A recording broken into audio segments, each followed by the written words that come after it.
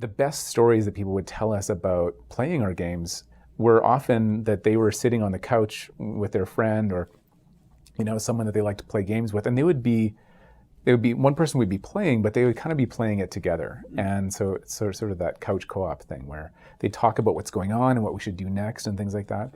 And it always felt like we should be able to bring those things together. Like if we make these amazing worlds, you kind of want to go into these worlds with your friends if you want to. And then the idea of if you could go into a brand new world with your friends and then making a world that was constantly changing. So if you're in there and your friend isn't, and something amazing is happening, and it's happening to all players in the world in the game because it's so dynamic. You want to call your friends in, you want to tweet it or message them. It's like, you've got to come home so we can try this thing out. So it's those kinds of things that started the Anthem project in terms of where we really wanted to take games for our players.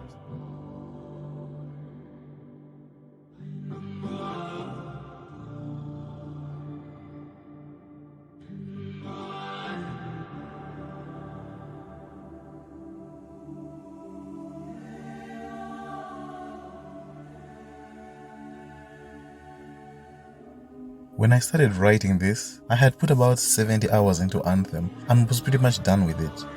This was going to originally be just a critique of the game, focusing primarily on the characters, the narrative, the lore, world building and the presentation. However, due to the constant revelations that have continued to happen with the situation at Bioware and in-game, I've made multiple rewrites of the script until it eventually became obvious there wasn't and had never been enough going for Anthem to warrant a lengthy story or lore-based critique. I also found that as more light continued to be shed on the situation at Bioware, a number of idle thoughts I'd had about what was going on with their games for years became more interesting. These observations will be the starting point to the video, even though eventually we will get to the story and characters of Anthem. It's important to note too that I will be mostly staying clear of the internal politics at Bioware. This is because I prefer to use evidence based on what was or wasn't delivered in the actual products. Now I should start by saying that I wasn't disappointed by Anthem when it released. Like many players, I was excited by the E3 trailer presentation and the dev streams, but honestly, before specifically seeing the dev streams, I had kind of hated the very idea of Anthem. Yes, shameful as it was, I'm willing to admit that this time, I was one of those people that hates on a product without knowing what it would even be. Let me try to explain where I was coming from. See, I've been a huge fan of Bioware's style of games for many years. The only games I don't have multiple playthroughs on are Andromeda and their Star Wars games, where I tend to just follow the story of other people's YouTube channels and playthroughs. Over the years, however, I began to refer to the company as either Classic Bioware or Modern Bioware, just so it's clear which version of the team I'm referring to. To me, Classic Bioware created all the games leading up to Mass Effect 2, and Modern Bioware starts at Mass Effect 2 and continues all the way to Anthem. Mass Effect 2 is where I think the overlap begins to show itself, perhaps due to the EA partnership, I don't know. Either way, to me, the games that have been released under Modern Bioware have gotten progressively farther away from what used to be expected from the Bioware experience. I could also make the claim that these games have been progressively worse than their predecessors, with the only exception being the move from Dragon Age 2 to Mass Effect 3. Now, it's important to realize that Classic Bioware was a highly respected and top-tier team, so even the term worst game when referring to Bioware games doesn't necessarily mean bad game. However, with each release, I felt like the bar kept being lowered on what is expected from this team, and only when we finally got to Andromeda and Anthem did they finally cross into the mediocre to low quality game territory. When Anthem was originally announced, I could not believe the balls on these guys. This was because, in my opinion, they had been very lucky with Dragon Age Inquisition, and yet they seemed ready to double down and make a game based essentially on all the worst aspects of that title.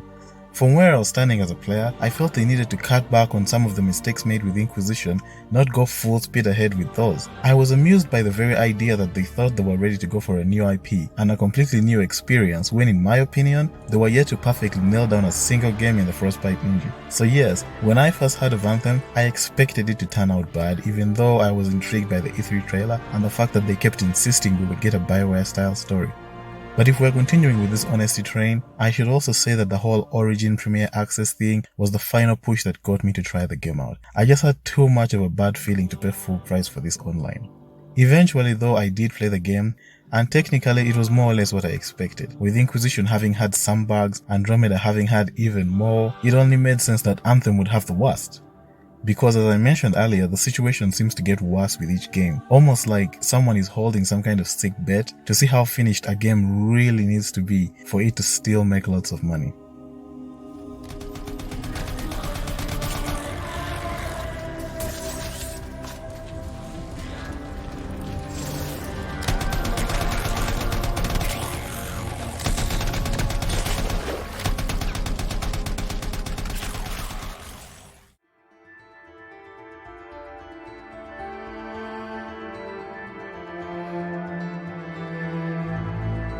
Now before we go ahead with Anthem, let's take a step back to see how true it is that the state of Anthem was pretty much inevitable. To do so, I believe we have to go back to where this road started, Mass Effect 2. No one needs me to tell them that this was an amazing game, easily one of BioWare's most successful and critically acclaimed projects. Also for me personally, the suicide mission is one of my favorite sequences in any game to date.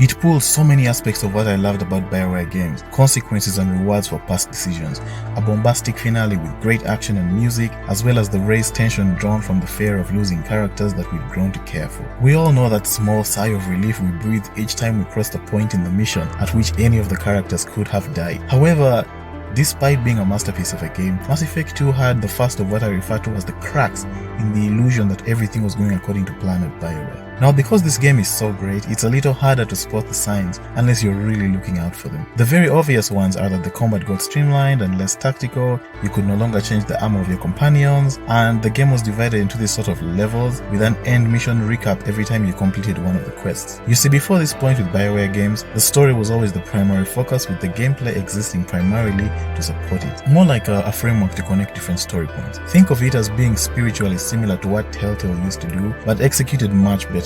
These were the first signs of the gameplay beginning to sort of take a life of its own and compete with the narrative for priority.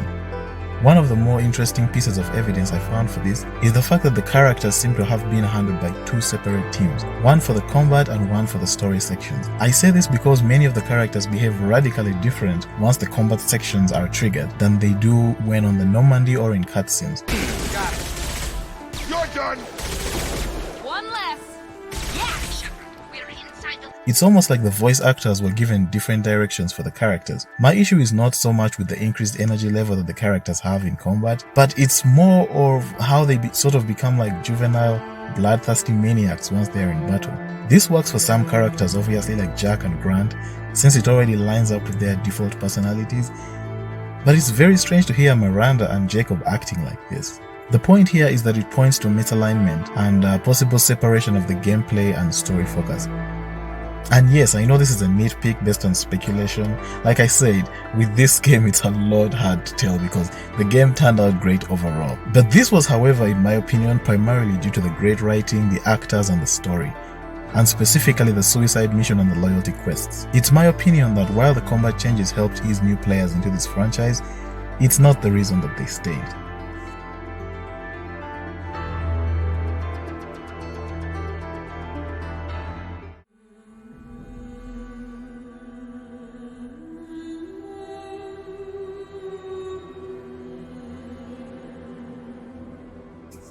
Now, the real problems with this new direction, at least to me, began to show themselves more publicly with Dragon Age 2.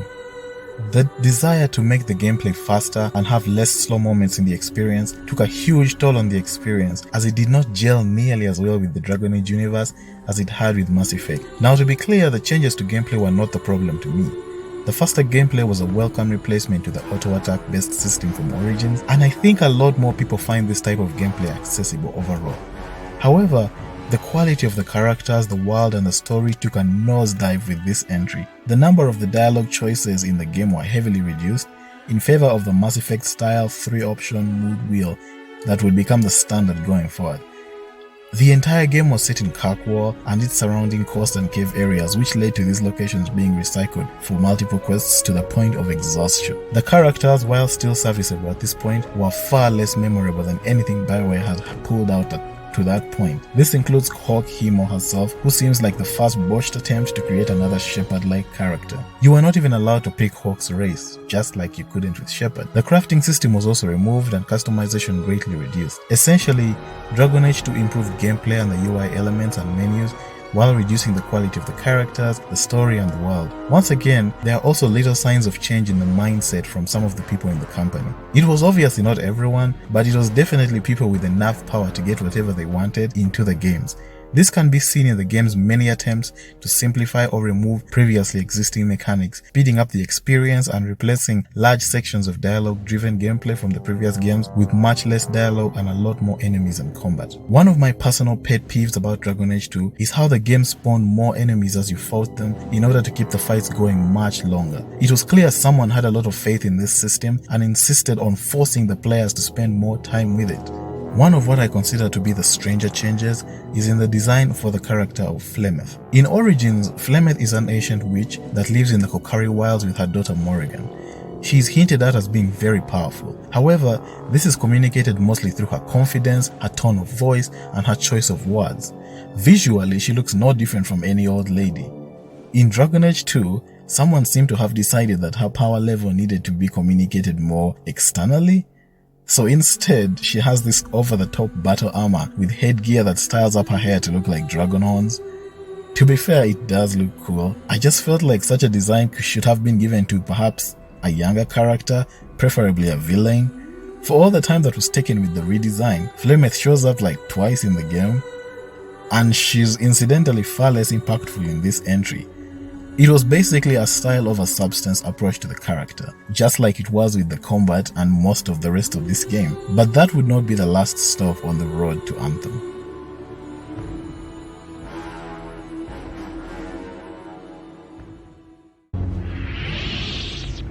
Are you alright? What's wrong? I felt a great disturbance in the Force, as if millions of voices suddenly cried out in terror. I fear something terrible has happened. I want to show you. I've illustrated my feelings on the. Fuck! I've illustrated my feelings on the game, and I'm gonna very calmly and carefully explain to you how I feel. First of all, my big issue with the Mass Effect 3 endings is choice, or lack thereof. Could be this bad. I came in thinking maybe it's just bad to him because of his choices. No! It sucks. It basically renders the game unreplayable for me. I have...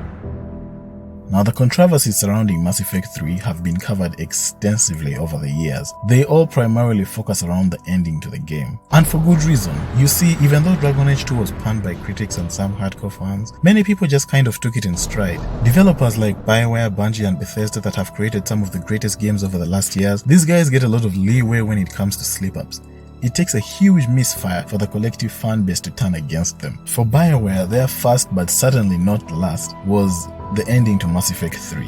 Like, never had I seen such a unified mass rejection of the content of a piece of media. I used to be the type of guy that watched a movie or played a game, listened to a song, and just didn't think too much about it. When I played Mass Effect 3, I wasn't skeptical, but I could tell something was off about the ending to what had otherwise been a fantastic game. It was the first time ever that I played a BioWare game and not wanted to immediately start a second playthrough. Even though I could not piece it together myself, a lot of other people did. And once I was made aware, I too got the gist of why many people disliked the ending.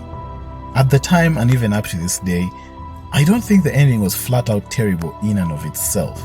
It was just inappropriate for that particular story. And continuing with the signs of change at BioWare, this was the greatest I've seen to date. I'm willing to bet all the money in my life that there were people at BioWare who knew this ending was going to disappoint the fans. Hell, many people that work on games are fans themselves, so I'm sure they hated it too.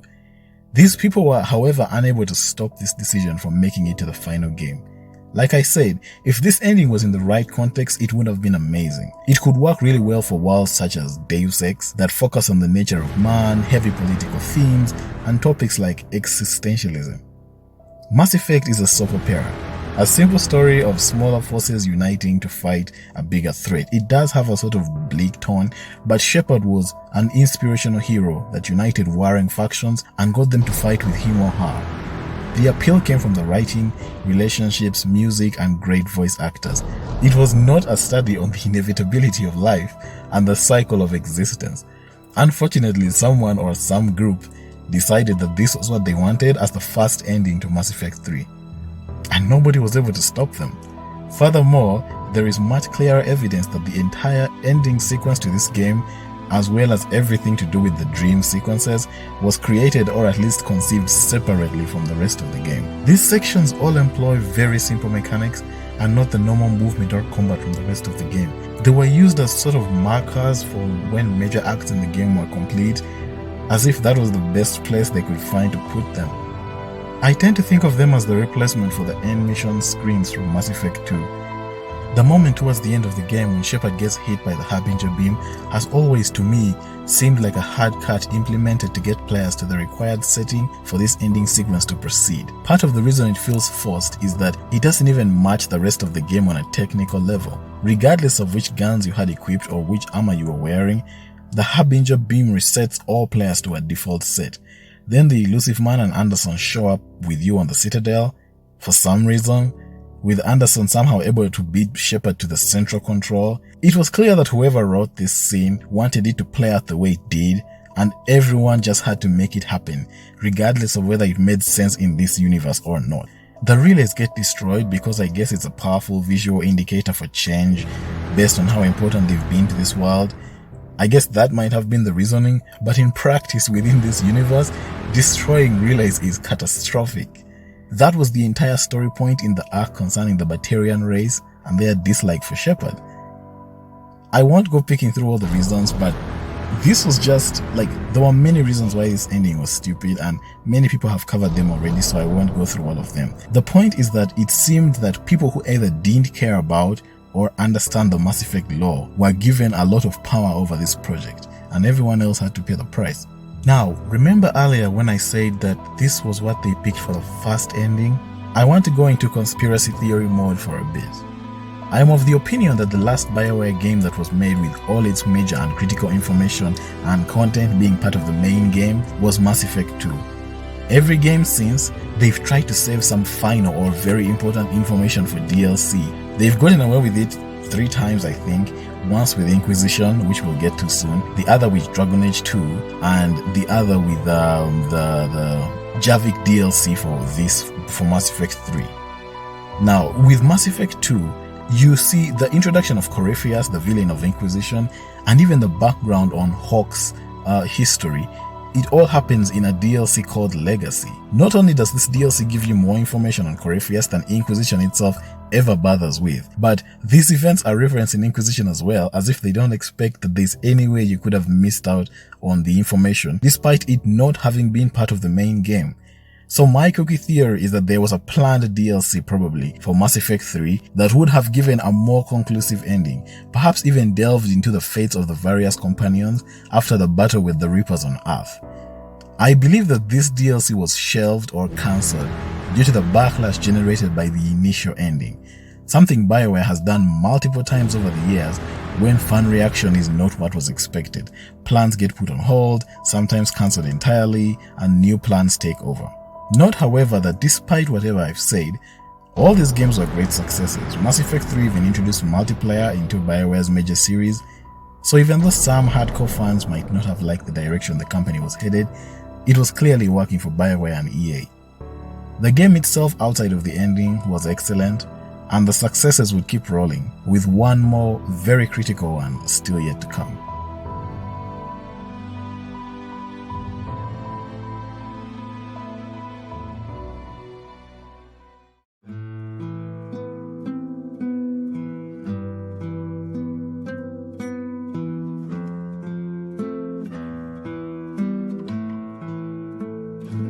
I didn't need to complete all of Inquisition to know that it would probably take most of the Game of the Year awards for 2014. The game was released in November of what was arguably the worst year for AAA releases that I've ever seen. Nearly every hyped up AAA game that year was a major disappointment. By comparison, Inquisition was a godsend, a true must-own product. A game that delivered more or less what was expected from it, with a decent story, characters, a huge world, lots of replayability, not to mention the Frostbite engine looks absolutely beautiful in certain lighting setups. And it's, without a doubt, a very high value proposition. You get a lot of content per dollar out of this game. I personally have started 7 playthroughs of the game and managed to complete about 4 of them. The game without a doubt had a wealth of content to offer any player that was interested. That being said, Inquisition also made huge steps in the direction Modern Bioware had been heading for years. The game was full of many system-generated random quests, a huge open world, a decent multiplayer mode that was made with little depth yet fully monetized, and finally an arcadey, flashy combat system with very few restrictions, allowing players to change their skills if they either got bored of their current build or realized that they chose poorly. Like many modern AAA games, the goal seemed no longer to be creating games that encourage multiple playthroughs, but rather creating one huge game that encourages a single continuous playthrough. I think you can see why this is not a good idea in a Dragon Age game. With the ability to pick different classes, genders and races, romance options, all these kind of things that affect a lot of dialogue options, the more exhausting one playthrough is to get through, the less likely players are to want to try others. This game introduced a mechanic I can only assume was borrowed from the mobile gaming space. Major missions and areas in the game were gated off by a resource called power. This could only be acquired through various objectives, and it essentially forced players to stop their progress through the campaign and either complete side quests or walk around the open worlds grinding rifts in order to gather the required power to access a mission or an area that they wanted. And no, this was not the last time Bioware would abuse a resource gathering mechanic to force players to waste time in their open worlds instead of proceeding with the campaign. The alternative to this would of course be to create interesting side quests that players want to do, or an open world that heavily rewards exploration, but I guess that's harder. This is easier. But this wasn't where the concessions ended. A core part of Bioware games has always been the companions, the main characters with whom your protagonist travels and interacts. These were traditionally introduced naturally to the story, with the game giving you a core set of characters from the beginning to ensure you had a full party. Certain characters such as Zevran from Origins or Legion from Mass Effect 2 could be added to the party very late in the game. What mattered is that they came in when the story was ready for them. With Inquisition, even this tradition is sacrificed. Once you get to a certain point in the early game, it essentially just gives you all the remaining companions at once. They essentially go, here is Iron Bull, and there's Vivienne, and Sarah's waiting here, and Blackhole's waiting at this point, and Cole's in the courtyard. If you feel like it, you can either grab all these companions right away or just let them be till the very last moment you feel like picking them up. Essentially, in order to support the repetitive random quest approach this game goes for, these characters cannot be intricately linked to the various quests. They have to remain relatively detached in order for all these mechanics to work independently of each other. This doesn't make the characters better or worse by any means, it's just something I'm mentioning to show how the approach to most of these mechanics changed over time, from weaving them into the story as it's told to you and as you travel, to essentially just putting them all on screen and just letting you pick them whenever you're ready. For my latest playthrough, I tried to ignore a call to see if I could leave out one companion, and I was able to just not deal with him the entire game. But of course, the far worse crime committed here is that there is much less risk of you losing the companions. Very rarely does it ever feel like your decisions and options change much, and even when the game threatens to have some sort of permanent consequence, you are able to immediately resolve the issue. At one point in the story, after speaking to Blackwall, he will leave the team and go deal with a personal issue from his past. Following up on this would ideally have been urgent, but you can ignore this as long as you like. When you do finally run into him, he's revealed as having been lying about his identity and is imprisoned for an old crime from his past. The problem is, you can immediately have him set free. Essentially, there is very little if any consequence to any of the revelations made here, as the entire thing can be wrapped up in less than 10 minutes. And there's also no way to play the game that will remove one of these options. For example, say you've been mean to him and therefore you're unable to have him set free. No, the choices are all the same and will always wait until you're ready to engage with them. Without getting much into it, the entire character and dialogue system can be mostly ignored if you want. I've done it in one of my playthroughs when trying to test a really quick playthrough, but you know what can't be ignored? The combat. because that's where a lot of the focus was put. It's very rare that you can actually choose a non-combat option in any encounter. There are a few, but they are much less than they've been in previous games. The greatest victim to this approach, unfortunately, was the villain Corypheus. He is cast into the undesirable absentee villain archetype. This is a problem faced commonly by open world games that have overarching narratives. It's difficult to keep the villain as a relevant and present threat when the player is able to go off on their own and ignore the main campaign for unknown amounts of time. And just to be clear, I mean difficult, not impossible. Games like Far Cry 5 are able to achieve this through spontaneous events that force you to deal with the main villains periodically. I looked up at them. I started to laugh. All I could say was, yes. I spent my entire life looking for more things to say yes to. I opened every hole in my body, and when those were filled, I created more. But it was Joseph who showed me just how selfish I was being. Always receiving, always taking. As well as have them integrated into things like the in-game music,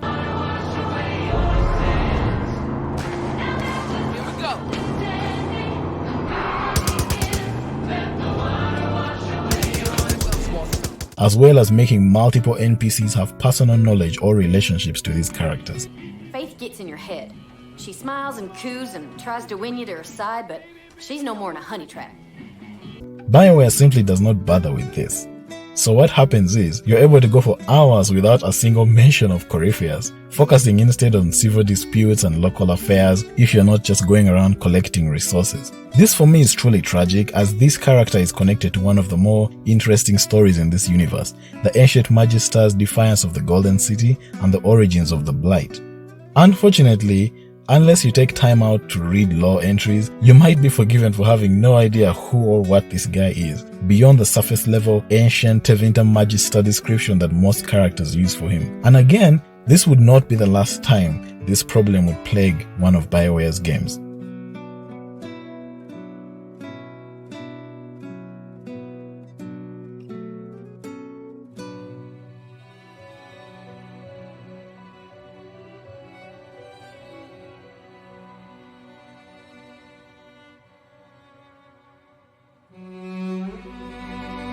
Another more personal problem that I have with the game is that the Trespasser DLC, in my opinion, is so important to the game that it should have been part of the main game. It is for all intents and purposes the true ending to Inquisition. The Inquisitor, should they feature in Dragon Age 4, will have a missing hand. They will have met Solas and had a discussion with him confirming that he is the Dread Wolf. They will have learned the story of the history of the Elven gods. They will have decided whether to save or hunt down Solas.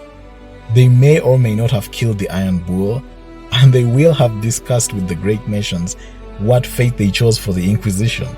Just imagine if you played Dragon Age Inquisition, skipped all its DLC, and then moved on to the next major installment. I imagine you'd quickly realize that the Trespasser DLC wasn't optional, if you have even the slightest investment in this story. So in order to complete the full story concerning the Inquisitor and his companions, you have to acquire the main game and the Trespasser DLC.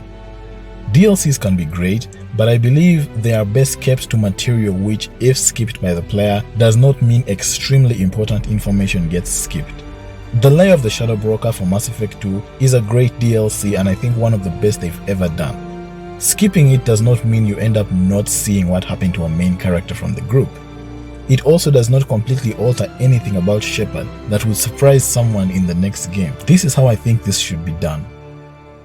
Now, despite these issues, Inquisition was a runaway success for BioWare. With complaints about the game coming mainly from the more hardcore fans, most players and even media and critics praised the game. It was my game of the year for 2014 as well, and I stand by that to this day, despite everything we know now. And while success for our favorite companies should be celebrated, this one might have been more of a double-edged sword. You see, for all the great it did, Inquisition did a lot of wrong. From a technical perspective, the game was greatly held back by the use of the Frostbite engine, with there being ridiculously long load times between area transitions, as well as a host of bugs scattered all across the experience. Most of these were not game-breaking, so they were able to slide under the radar for the most part.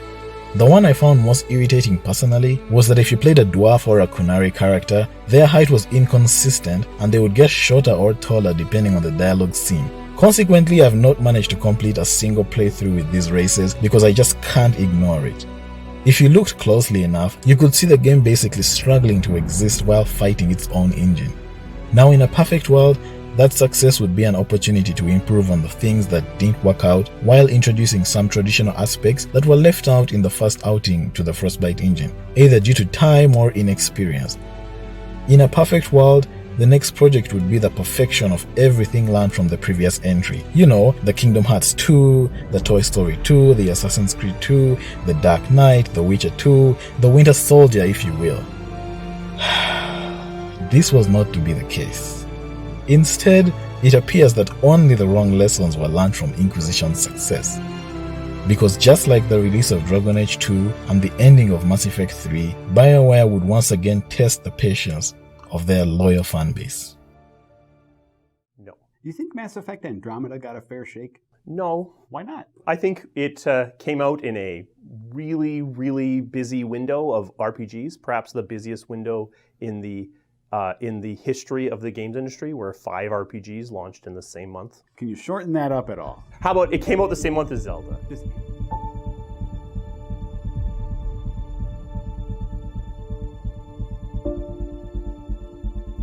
Mass Effect Andromeda was an unbelievable disaster at launch, with the game lasting about 3 months before EA cancelling all future content planned for the game, dissolving BioWare Montreal, and placing the Mass Effect franchise on hiatus. Why? This is because the audience, critical and financial backlash this release garnered was unlike anything I'd seen BioWare have to deal with before. You see, a lot of people might have hated the ending to Mass Effect 3, but that was still considered a great game overall, and was still a success. Hardcore fans might have hated how confined and small-minded Dragon Age 2 was, but that game was also a success and still held lots of defenders. Some people might have had issues with many elements of Inquisition, but that was still an undeniable victory for the company. This was the first time that the poor decisions made concerning a game actually had a material and lethal impact on the state of the studio. This release had very few supporters. Now, there were some, obviously, there always are, but the overwhelming majority agreed that this was a very poor release from BioWare. Objectively the worst game they'd ever had, at least on a technical performance side. And this wasn't just bad by BioWare standards like you can claim Inquisition or Dragon Age 2 might have been in hindsight. This was genuinely bad, even put side by side with game studios usually considered beneath the likes of BioWare. I skipped out on the early release of this game mainly because, like with Anthem to come, I was rolling my eyes with frustration every time I heard the name Andromeda. To me, all I could see was a game that exists because the Mass Effect license is a profitable one and so many more games have to be made, and also because, due to the backlash endured after the ending of Mass Effect 3, the studio could not or did not want to deal with having to go back to that universe and deal with the aftermath of their own decisions. So they went with the flimsy, transparent excuse about how some members of the various species were sent off to another galaxy before the events of Mass Effect 3, and we're following their story now.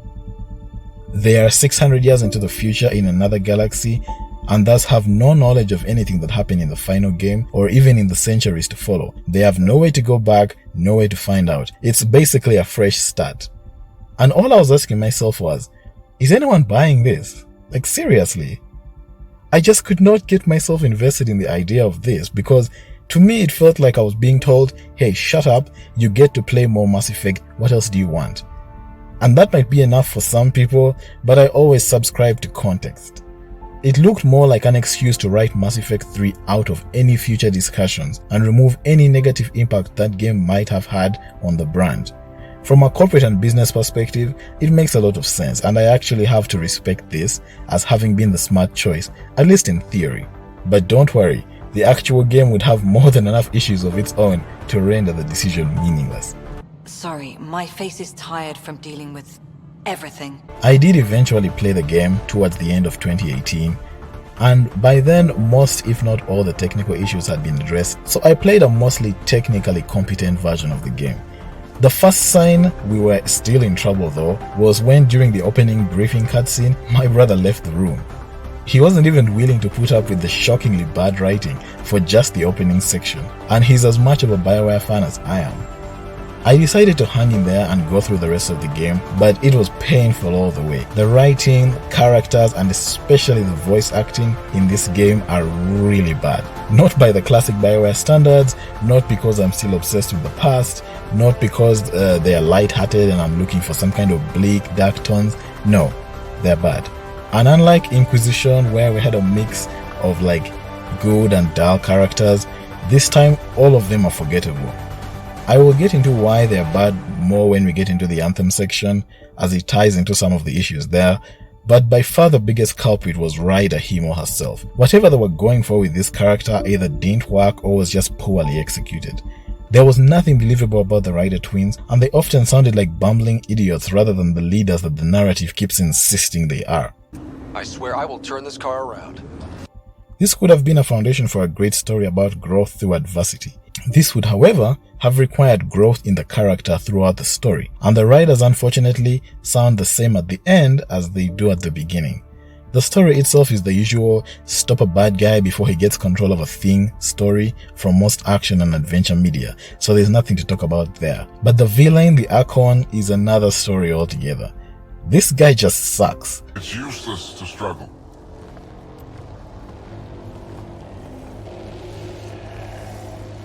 I've been in this forsaken cluster for decades, surrounded by amoeba. Then you arrive, a human able to do the unthinkable. You even evaded me. Such an unlikely rival. Was almost invigorating to have one. His design, his movements, his plan, his minions, he uses so little threat that it's almost comical. Literally, his entire persona is carried in his voice, which is at least decent. He is also unfortunately an absentee villain like Corypheus. I believe you meet the guy also about 3 to 4 times in the entire game, and very rarely in person. The final battle isn't even against him personally, he just interfaces with some remnant tech and you fight that instead. He then short circuits or something while you access a control panel, and then he dies.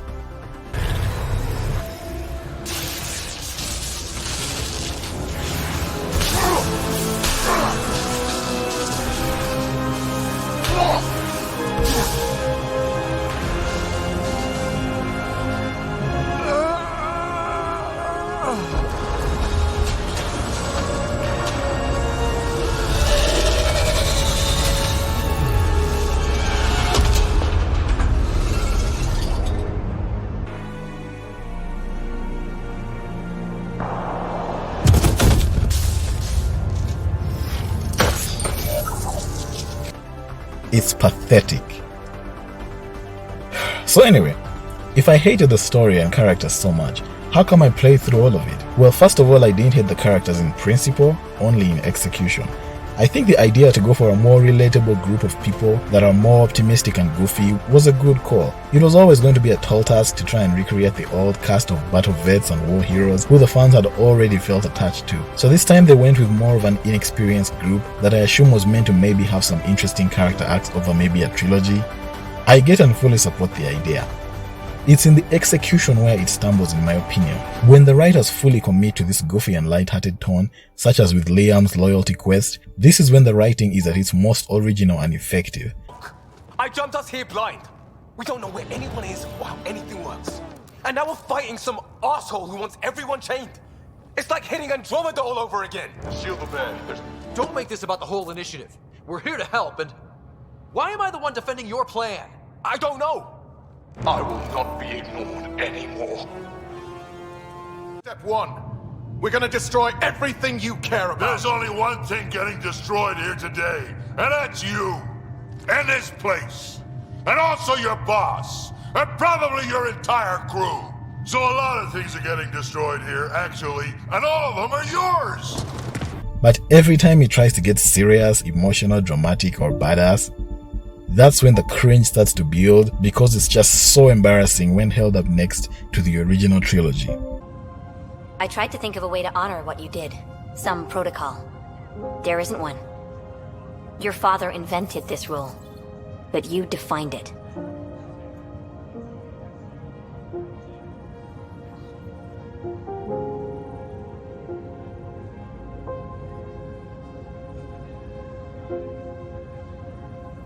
This is great and all, but it feels weird to be on a ship that isn't moving. We're explorers. There's more to see out there. Let's go find it.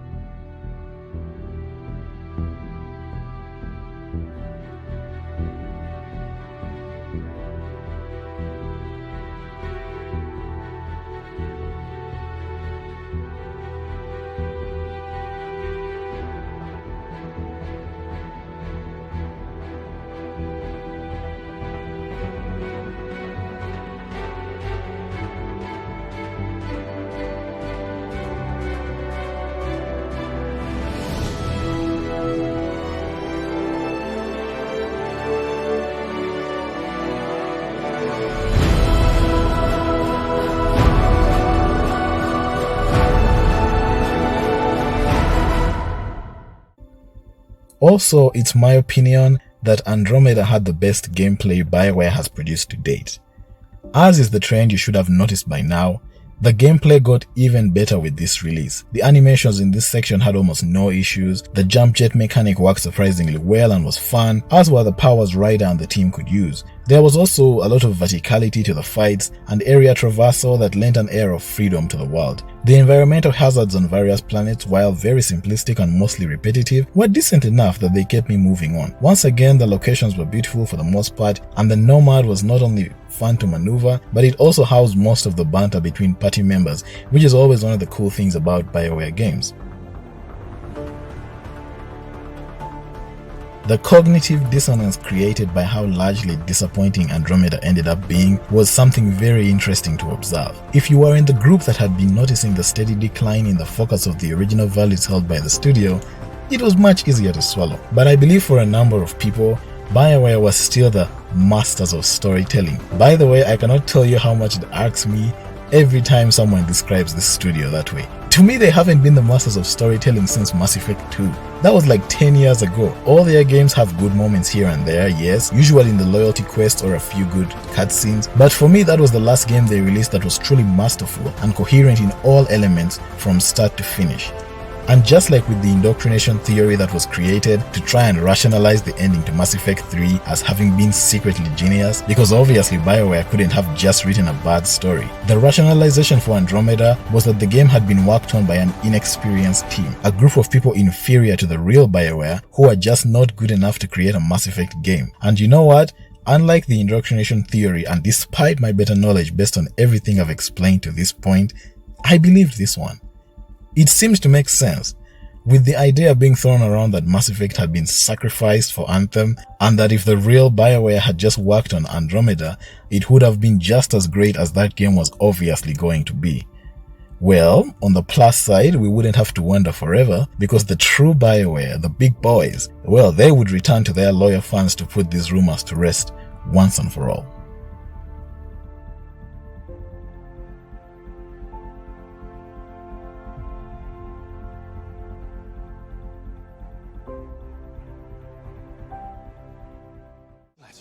Praxley, Listen, there's trouble. Big trouble. what did you do? I made a mistake. I hired some people. They weren't freelancers. I know. They said they could handle it, and the price was right. I thought maybe... Unbelievable. You're right. It was stupid. I'm sorry. The announcement that BioWare's next major release was going to be a multiplayer-only looter shooter makes sense if you combine the history above with the state of the industry at the time. With games like Activision's Destiny and Ubisoft's Division making large returns, it makes corporate sense for EA to want their own horse in this race. You certainly can't fault them for that. And again, from a business perspective, it's really appealing to have one of these games that you release once and then continue to support with content over a long period of time while the game continues to generate revenue through expenditure. And when you need another injection of $60 purchases, you simply have to say, hey, it's now Destiny 2 or it's Division 2 or whatever.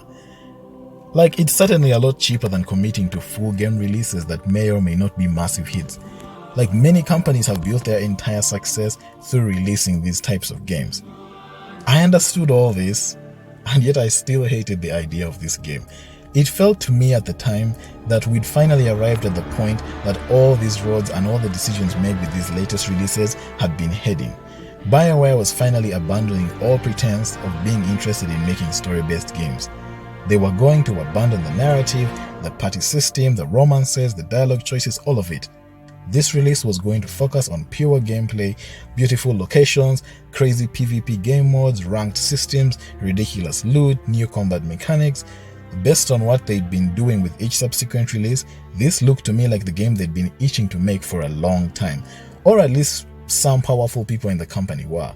So while I knew it wasn't for me specifically, I was curious to see what BioWare would look like once they'd been fully freed from the looming expectation that they had to create some great cast of characters or an engaging narrative. And then the announcement came. They were still doing the story. They were still going for the characters. They were still keeping the dialogue options. Even though I was a bit confused, I will admit it's at this point that I started to consider whether I was willing to actually skip out on a BioWare narrative simply because I personally didn't really do looter shooters. I had no illusions the story would be anything spectacular. Everything I've been explaining to this point should make it clear why. But I felt like if they made the effort to keep something for the older fans while swapping genre, I could try out looter shooters as well. So I downloaded Warframe and ended up enjoying that game a lot more than I ever thought I would. I still play to this day. Right now I'm hunting Eidolons. I just got my Lanka done from the clan store, and I find that to be entertaining. But so because of how much time I did that, I was convinced that I can now handle grindy games, even though I probably wouldn't engage much in the endgame. After all, this was BioWare. If they delivered nothing else, this would at least be the most unique of all the looter shooters. And with the pitiful storylines that are usually associated with this genre, this had to be a cakewalk, a free shot, an unobstructed walk straight to the finish line.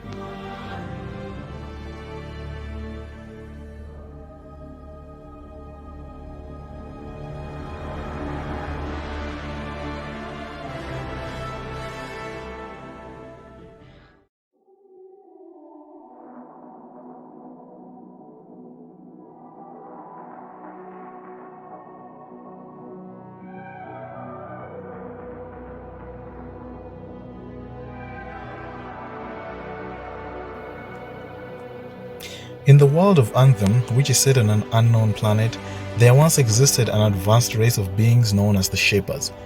These used a collection of artifacts to create the world, but before completing the task, they all vanished, leaving behind these unstable relics that turn on randomly and cause unexpected effects, from defying physics to pure destruction using the elements to summoning of monsters. The energy in the world harnessed by these machines is known as the Anthem of Creation. And while it can be controlled to one extent using such means, its raw form can be quite destructive. When the raw power of the Anthem overwhelms a Shaper relic, it creates a violent feedback in the world known as a cataclysm. Humanity's history in this world is different from the usual. They are physically the weakest species on the planet, and they exist at the mercy of the bigger, more powerful species that tend to hunt them. For centuries, humanity was enslaved to a race known as the Argoth. This came to an end when the Legion of Dawn, a group of heroes led by Helena Tarsis, were able to harness Shaper technology to create exosuits known as javelins. These are powered through a device known as a gateway, which allows the human mind to interface with Shepard technology. This tech brought humans up to par with the other species on the combat front at least, and they were able to free themselves from slavery. Over the centuries to follow, humans would spread across the world, creating fortified cities from which they could exist peacefully. The Javelin technology itself passed down through the generations, and a few variations were created. Those able to pilot these suits are the only people allowed to ever leave the major cities and venture within the world, with major travel and trade for other people being carried out in slow, towering vehicles known as striders. Despite the advanced nature of the Javelins and their associated Shepard technology, humanity is still rather primitive, and this lends to a world state where there are a few very advanced pieces of technology that cannot be mass-produced against a medieval backdrop. Consider things like kings and monarchies. So superhuman powers to a limited extent do exist in this world, possessed by a few humans, primarily those known as ciphers. Their telepathy, sensitivity to the Anthem, and heightened mental calculation make them the perfect support to the Lancers that go beyond the walls, as they can provide information and analysis once they have their range and power enhanced by amplifier chairs. The Lancers, over the centuries, have formed into three main factions: a secret spy faction known as Covers, a city patrol guardian faction known as the Sentinels, and the world exploring group known as the Freelancers that are often tasked with dealing with external threats to the cities, including the Shepard relics and the Cataclysms. This is the baseline information that you need to understand what's going on in Anthem. Unfortunately, most, if not all of this, is not presented within the game's campaign or even the side quests. You have to put aside time to read through all the lore entries to get a basic understanding of what most of the terms people are saying even mean. And for this particular title, I suggest that you do that for two reasons. The first is that they're actually pretty well written and enjoyable, and the second is that they have far more interesting stories than anything you'll encounter in the actual game.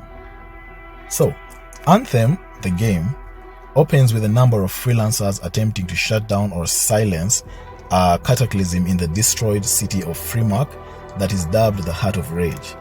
This cataclysm comes from a Shepard relic at the center of the ruins that's been labeled the Cenotaph. The player character, known only as the Freelancer, is a rookie pilot in this mission. The operation is led by a veteran pilot named Haluk, and the support cipher is Faye Naveen.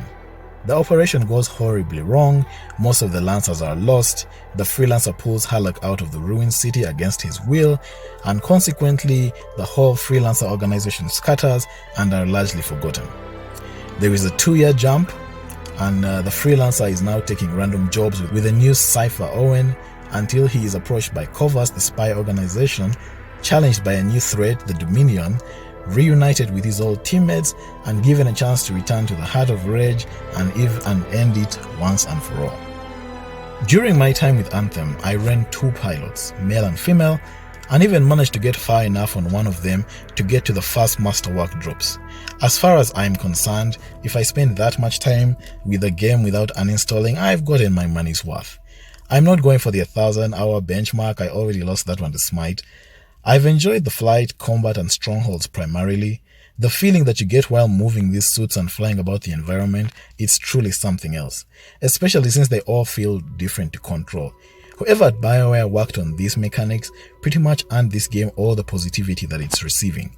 For all its issues, this game, if you have the right machine for it, looks really impressive. When you get into the groove with a fun, challenging enemy encounter, with the music backing you up and the Javelin animations and effects doing their thing, during these moments, you can see how great this game could have been and might one day be if they decide to ride it out.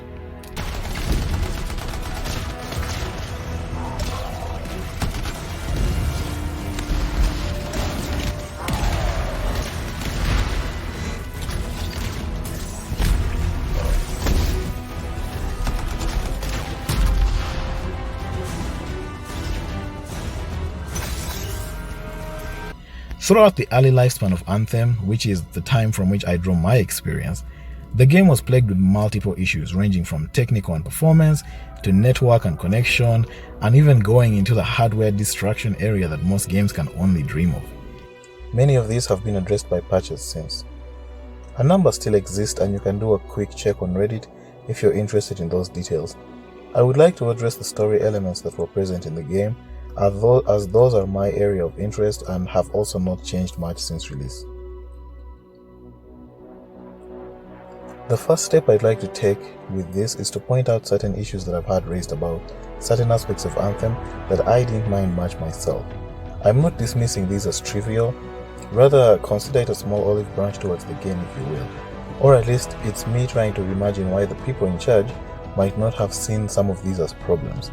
The primary reason, of course, is that they've gotten away with them before.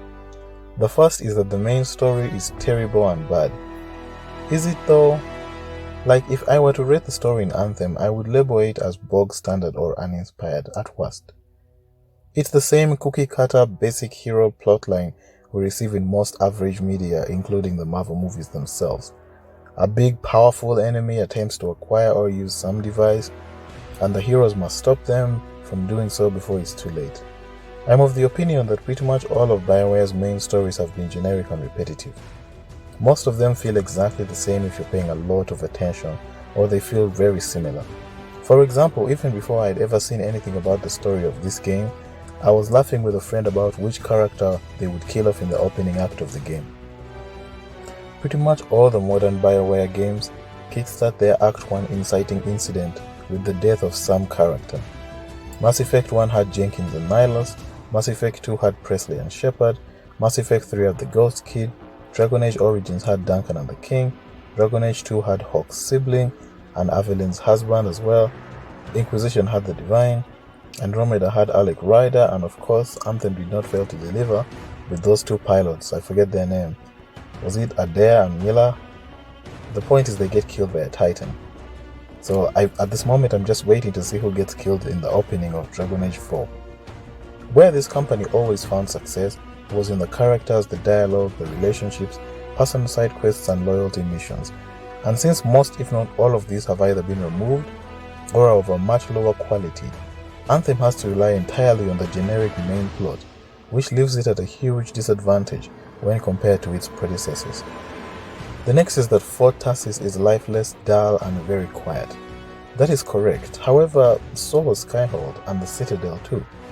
The mountain fort was notoriously quiet and had characters stand in place and not even move around, with some sort of ambient track that's supposed to simulate the feeling of activity that actually never manifests itself on the screen.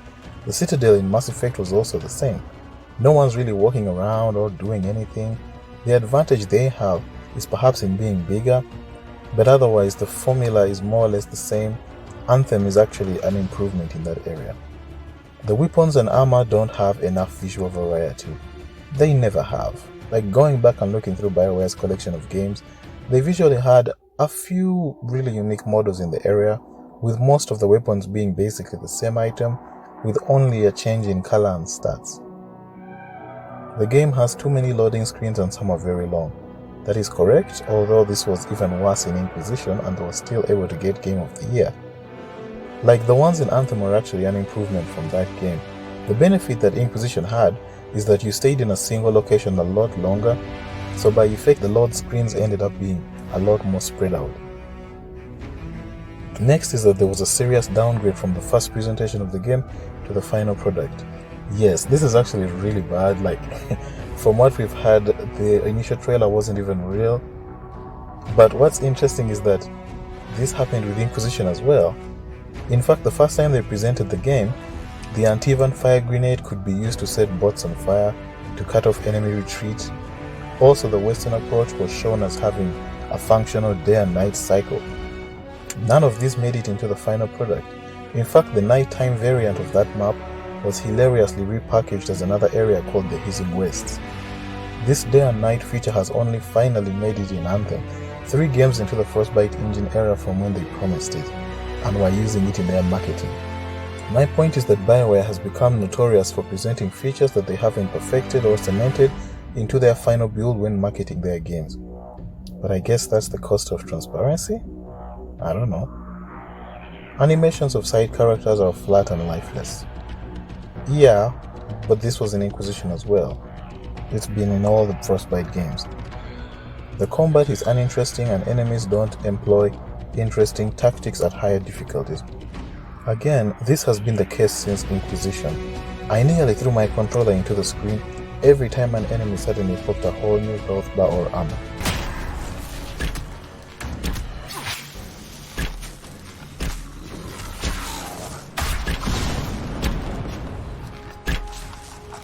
Hello, darkness, my old friend. This technique could make a fight last 20 times as long as it realistically should have.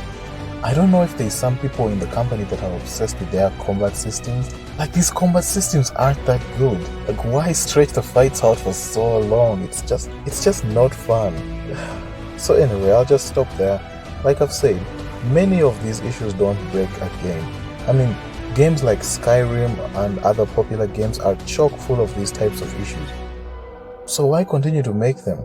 Why not improve? In my opinion, we are looking at a case where continued success of these games leads the creators to believe that they aren't that big of a deal, especially since many games that have had these issues have still gone ahead to be great financial successes. It looks like the team in charge simply assumed that whatever they did in Inquisition would continue to fly and it would be okay to use these things in the future.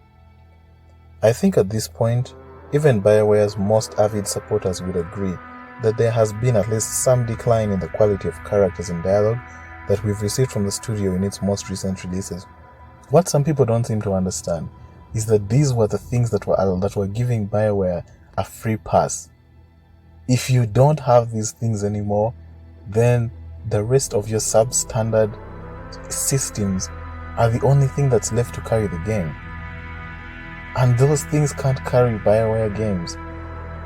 Once again, I believe the current problem stems from the success of Inquisition.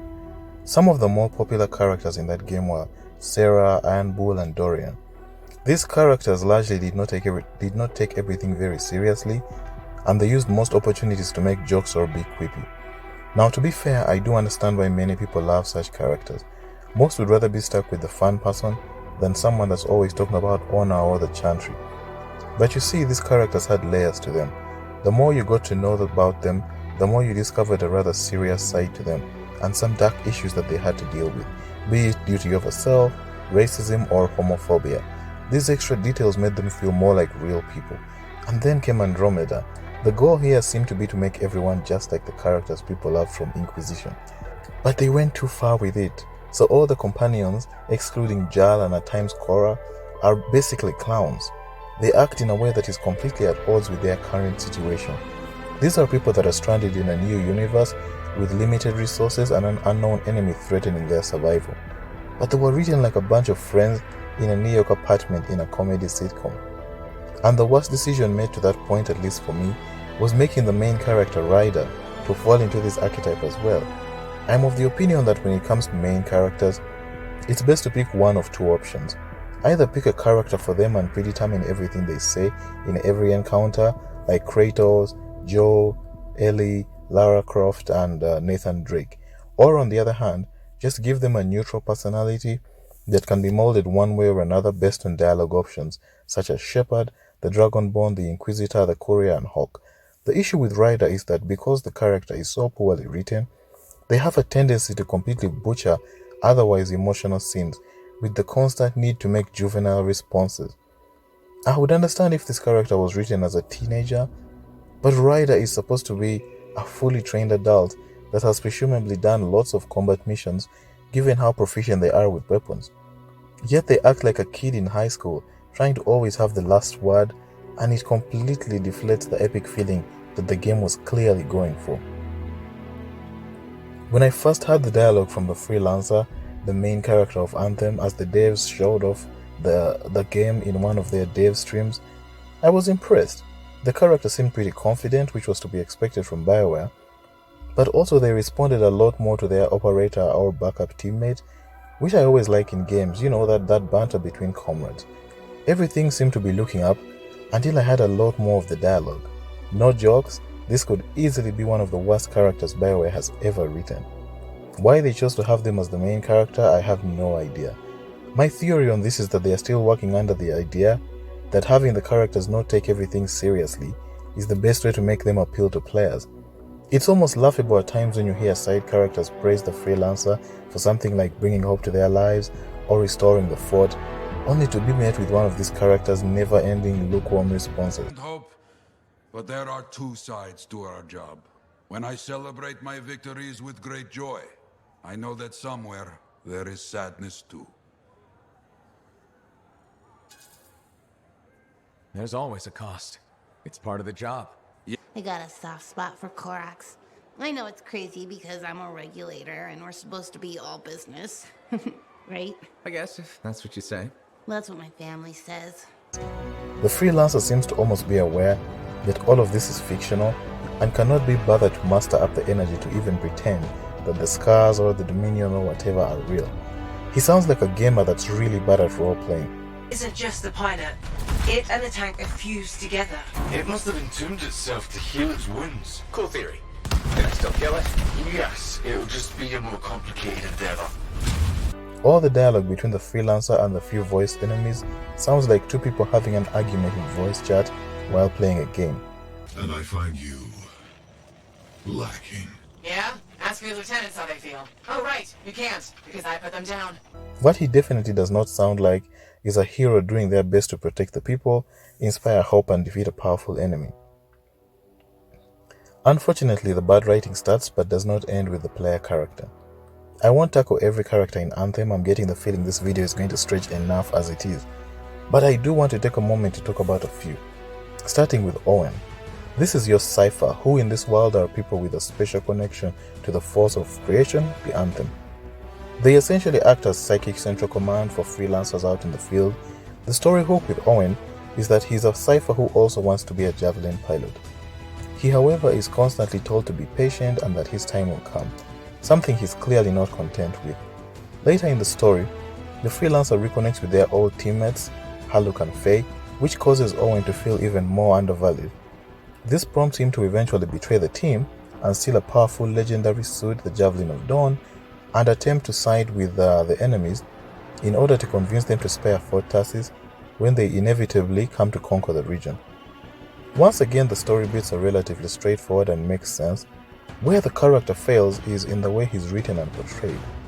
The game tries through optional dialogue and codex entries to set up a deep and old relationship between the freelancer and Owen, but this just never comes across in any of the major cutscenes. My take on the freelancer's relationship with Owen is that he's more like an annoying kid that you're stuck with. Leave this. Are we really in a firefight with Dominion? Well, I am. You're sitting in a chair somewhere. There was a point where I was jokingly considering the possibility that this guy might be imaginary, and that's sort of supported by how much the rest of the cast acts like he doesn't even exist. It's only on rare occasions that anyone other than the freelancer acknowledges anything he says. They usually just ignore him and continue whatever they were talking about before he rudely interrupted them. The contract. Well, we don't need your charity. Excellent. Faye, Halleck, this is Owen. Cipher and Lancer in the making. Corvus sent me. Corvus? Huh. What, you some kind of a hotshot now? Well, I guess you're good for something. Besides getting the monitor on our trail. Wait, seriously? That's hilarious, mate, because... the cockpit is secure. This job is hard enough without looking over our shoulders the whole time. I'm not taking the blame for this. The monitor was chasing you, not me. And without us, you wouldn't have found the General's signet? Admit it. You needed me. You still need me. Need you. I don't need anyone. Save it. We have more important things to discuss. It's creepily almost like only the freelancer knows he's there or understands his language. So when his big betrayal moment comes, it's just not nearly as effective as it should be. While it's clear that Owen looks up to the freelancer, neither they, nor by extension either player, really cared about this guy. His silly need to pilot a javelin felt to me like a child wanting full chocolate meals or a pet dinosaur. It doesn't feel like it's meant to be taken seriously because the person asking for it is too immature to comprehend the nature of the request.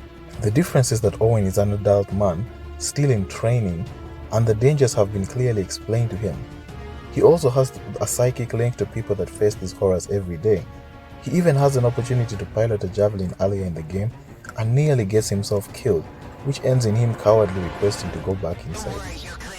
The Dominion are licking their wounds for the moment. Good. I mean, we showed them. Now, I wouldn't mind getting inside the Strider. With all of this, I see no reason why he would still pursue this course of action other than him simply being stupid. And that's not usually a strong selling point for relating to a character. If the idea was to portray Owen as an idiot, then I guess that was accomplished, but I highly doubt that was the goal here. Then there's Dax. This character is only with you for a short part of the main campaign, but has enough cringe-worthy lines to fill up a top 10. R6 on R6. Get it? R6? Your 6? Hilarious. To me, she feels like a sign of disagreements among the writers. It's unclear what her character is supposed to be. Sometimes she seems like a competent and intelligent badass that's shackled by the chains brought about through being royalty. The freelancer that survived the Heart of Rage? I thought you'd be... What? I thought you'd be bigger. Hey! Thief! One sec. Go! I was 3 steps away, Carney. You had no chance. I got this! And yet at other times she's a complete imbecile who seems like a real danger to others. Listen to the images together. Well, what do you know? Dax was right. If it happens again, she'll catch up with a broken clock. Hey, I can hear you. From what I've seen, most players are not fans of Dax either. Personally, I think she works well in some scenes but really doesn't in others. I think I would have liked her better if she was portrayed one way or the other, preferably as a dummy, because I think she has some really good lines when she's being comical. Tell me it's true. Dax, you really need to work on your whispering skills. What? I'm like a rabbit in the night. Uh-huh. Unfortunately, Anthem also continues the absentee villain trend from all the Frostbite games that Bioware has made. Just like the Archon, this guy's entire presence is maintained by his excellent voice actor. I guess his look is also kind of interesting, depending on your tastes. He seems to be using a tricked out version of the Storm Javelin, which is the standard for the Dominion faction. Outside of that, there is absolutely nothing to this guy. Like, his dialogue is so bad. It's that kind of stuff that studios try to make profound by placing it along with great shots or powerful musical scores. But if you actually take a moment to think about what's being said, this guy might be even less threatening than the Archon. Now name your price and we all walk away with something. Relics are dangerous. Only if you're careless. Do I look careless? Throughout the game, he kills a single person. She's a covert agent that was already weakened and captured by his men and can't even fight back. He also only shows up like 4 times in the game, and one of those is in a flashback from 10 years ago. He is neither interesting nor intimidating. His story arc is that he's one of the rare ciphers powerful enough to also be his own Javelin pilot, and that he seeks to get into the Heart of Rage in order to harness the power of the Anthem and essentially reshape the world. Having had the Anthem, he feels connected to it, as many ciphers do when exposed to this force. You see, in this world, ciphers gain their abilities by tapping into the Anthem, exposing themselves and controlling a little of it. Direct exposure to it leads one to become unstable, entranced by its beauty, I guess. Usually this results in madness or even death. But those who have had it and survived become obsessed with it, unable to let it go and move on, and claiming it keeps calling to them.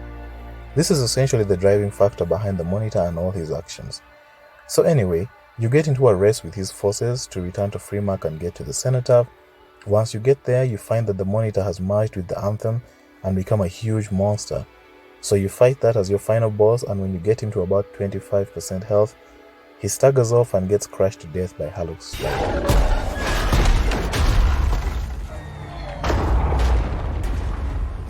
Hey! Give us a hand! It's pathetic. I really hope the villains of Dragon Age 4 fare better than those of the last few games, because at this point it's really bad. And can we take a small detour to talk about BioWare's recent villains? They've all been completely underwhelming. One of the easiest ways to make a villain threatening is to simply make them dangerous. Not to tell us they are, but to show it through having people we know and care about die or be directly affected by their actions and decisions. The Siren and Sovereign combination from Mass Effect 1 was a memorable and capable threat because through their actions, you lose Nihilus, Jenkins, Liara's mother, either Kaidan or Ashley, the entire STG team on Varmire, and possibly the Citadel Council. This is the minimum body count of characters you personally interact with that get killed before you take these two guys down. Now compare these older villains to the recent ones. With Corypheus, through his actions and decisions, we lose, I guess, Chancellor Roderick, maybe the Empress if you choose that path. At least he gets the epic sequence at the end of the first act, when he attacks the village of Haven. You can lose about 5 named NPC villagers if you don't get to them quickly. I guess that's better than nothing. When it comes to the Archon, it gets even worse. At one point while attacking one of his facilities, you have to choose between saving some Krogan scouts or the Solarian Pathfinder. If you don't save the scouts, Drax is upset with you in one cutscene. This is the extent to which the Archon affects you personally. Any other death in the story has nothing to do with him. And finally, the Monitor. Not only does he not kill anyone you've had any investment in, the only interaction he has with a character you know happens off-screen. I hope that with Dragon Age 4 they keep Solas as the villain and leave his character intact. At least he has the interesting personality locked down already. They just have to give him something meaningful to do. My fear is that they'll not have him be the main villain and instead make it either one of the Tevinter Magisters or some Kunari from Parvolen. Anyway, Ditto was over, back to Anthem. The final characters that I'll discuss are Haluk and Faye. These are the best characters in the game, and the point at which they join the story is when it really starts to gain momentum. Faye is a cipher that was exposed to the Anthem. She works with Haluk, with their goal seemingly being to return to the Heart of Rage and silence it. It seems though that, as with many others exposed to the Anthem, Faye hears it calling to her and wishes to return to it. This causes her to go behind Haluk's back and contact the secret organization Covers, who will send the freelancer in to assist. Finally, at the Heart of Rage, she is able to interface directly with the Anthem, coming the closest she ever has to it, and also almost being drawn in completely. Through the calls of her friends, she is able to pull away and finally break free of the Anthem's hold on her mind. Haluk was the best Javelin pilot in his prime, and after the failed assault on the Heart of Rage at the opening of the game, he spent the last 2 years looking for a way back in. He's still upset with the freelancer for pulling him out of the Cataclysm, and reluctantly agrees to work with them for the greater good. Throughout the story, Haluk has to learn to put his ego aside and face the fact that there is more to life than the path that he's always known, and that not being the very best does not mean you aren't worth anything. In the end, he learns to trust in his friends, accepts a secondary support role on the team, and helps Faye in her final challenge. These are all good character arcs that are presented well. It would have been nice to spend more time with them, but I get it, it's a looter shooter, so that might have been the maximum time available for this type of game. More importantly to me though, they are a sign that the old Bioware is somewhere in there, fighting to get out underneath all the distractions. My hope is to see more characters like this, if not in Anthem, in other Bioware games, and if not there, at least in some other titles. There also seems to have been some gross misallocation of resources. After Owen steals the Javelin of Dawn, he leaves for a while. You later run into him again while chasing Haluk in a different mission, and it turns out that Owen took out an entire platoon of forces using General Tarsis' legendary Javelin. It then also turns out that he met up with the Dominion, tried to reach the Cenotaph, failed, got his face scarred, and then ran from the Dominion. All of this sounds pretty cool. The problem is that neither of these two engagements is shown on screen. We only hear about their aftermath. You know what is shown instead? An extended cutscene featuring a character named Johnny saving a kid during an invasion by the Dominion 10 years ago. A lot of work goes into modeling and showing off a bold character called, is it Dr. Harrow, that we never see again, and most infuriating for me personally, there's an extended scene with a character called Princess Zim, going on about how she grew up in harsh environments. This character is really well designed and animated, and the game essentially stops to show her off. But she never shows up again in the game. Whatever her bigger role is, it will probably come later down the road in a future update. So instead of showing us something meaningful to the story that we are currently experiencing, resources are wasted on these pointless characters that add nothing to this chapter of the story. This game is already working on so little, Like, you can't be gambling on future characters when you haven't even perfected the ones that we currently have. General Tarsis is also talked up so much in the game right from the opening cutscene. She appears multiple times in the codex, and then you have an entire sequence involving reliving various key events in her past. You finally get to see her javelin armor in person. It looks huge and it's not like anything you've seen in the game yet. Then Owen betrays you and takes it. At this point, imagining you were in charge of this decision, what do you think a player would want to see next? Maybe a boss fight with Owen in the suit before he defeats us and leaves? Maybe a cinematic displaying what crazy stuff this one javelin can do? Nope. Apparently the writers thought that we were content to just look at Owen's stupid face the whole time, and then have the suit fly off and have all its action happen off screen. I'm honestly confused as to what kind of gamer or storyteller would make this decision.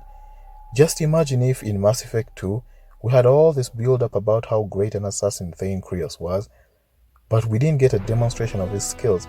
Imagine if we go to the room where he meets Shepard and found out that he had already killed Nasani and was just waiting for us to come along to the Normandy.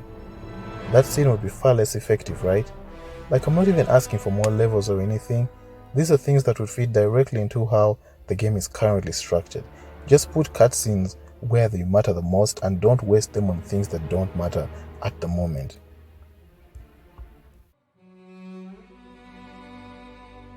Look, at this point I've been writing and rewriting this script for almost 2 months. I work a full-time job with weekends usually included, and at times under the type of crunch model that Bioware has been heavily criticized for recently. There are some topics I would have loved to cover in more detail. At one point I planned to cover each of the side characters in Fort Tarsis, both good and bad, because God knows there's a few things to say about some of those, or discussing my thoughts on the lore of the actual javelins. But any other sections I add at this point will only make this that much harder to complete.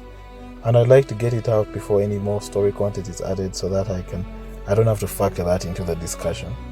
So I'll just end the Anthem talk here and just leave it as it is.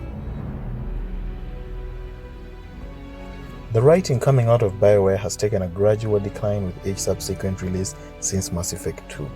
And while the games still have a few great moments here and there, they are becoming far less. While it could be possible to blame the increased focus on combat mechanics and environments, this does not really hold up when you consider that there are many other companies that have managed to achieve both, some with a lot less resources to boot. Furthermore, Bioware's representatives are some of the most unapologetic I've seen out there. To this day, there has been little admittance of the decline of the characters and the writing from both Andromeda and Anthem. It's like they don't even understand that these are the things that people care about when it comes to them. Instead, the blame gets placed on poor release windows, marketing, user engagement models, and such things. While it's true that all these things factor in, it's important to acknowledge that the most important thing people want from this company has taken a nosedive in quality. Do I think the reputational damage done by Anthem will hurt Dragon Age 4? Possibly and probably, but then again, AAA marketing departments are really good at what they do. Like, all it takes is one really good trailer and one representative to promise a long campaign, a return to meaningful choices, and a few other elements fans have been asking for, and many will be right back. Personally, like I said, I wasn't that angered by Anthem. I just noticed a number of things that I thought I should put in a video and present at once, but I was never that invested in this particular game to begin with. My primary interest, as I'm sure you can already tell, is in Bioware's other titles. So I know I'll be checking out Dragon Age 4, at least from a distance, maybe early on if it's well received, maybe later if it flops. Perhaps if Origin Premiere is still a thing, I'll use that. Either way, I won't pretend that I don't want to see the Tevinter Imperium or how Solas' story ends up. But hey, if the fearmongers are correct, maybe EA will close Bioware before then and I won't even have to worry about it. My belief is that Bioware needs to make a choice. Because right now, both their stories and their gameplay systems are half-assed. Nothing is really working out. Either commit to doing story-based single-player, high-quality stuff, or just abandon all pretense that you care about stories and focus on gameplay and make an amazing title that's multiplayer and focuses on loot, locations, like everything is really good in that kind of title. Just pick one of the two and do it really well. The problem right now is that you're not good at the thing you're trying to do, and you're no longer as good at the thing that you used to be good at. Like, you need to pick one side and commit to it. I think that will be the first step towards getting back on track or getting wherever they really want to be. If you've watched my video up to this point, thanks for watching.